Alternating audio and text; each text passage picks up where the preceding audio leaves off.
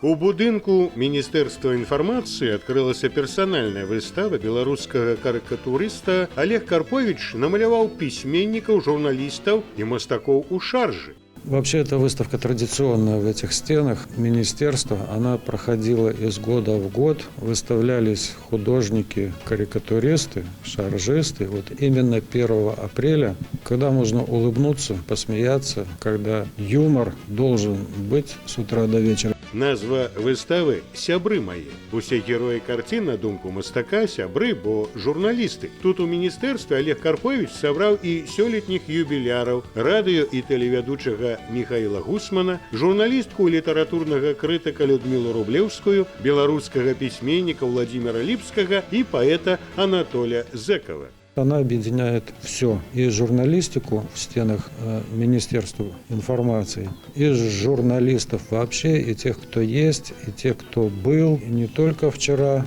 и сегодня, а и 100, 200, 300 лет назад, как Франциск Скорина. Я считаю его тоже своим сябром. Выстава складаецца з 2 структурных блокаў. У першым сусветна вядомыя публіцысты і пісьменнікі Франциск Скорина, Василь Быкаў, Якуб Колас, Рыгор Барадулін, а ў другім фотокорреспонденты, газетчики, телевизионщики. Обязательно должны быть журналисты, которые реально делают нашу белорусскую журналистику сегодня. Не на диванах, не высасывают из пальца нечто, а вот не вылазят, как говорится, из командировок. Выстава «Сябры мае» працягнецца да пачатку майскіх святаў, аднак паглядзець экспазіцыю можна і онлайн.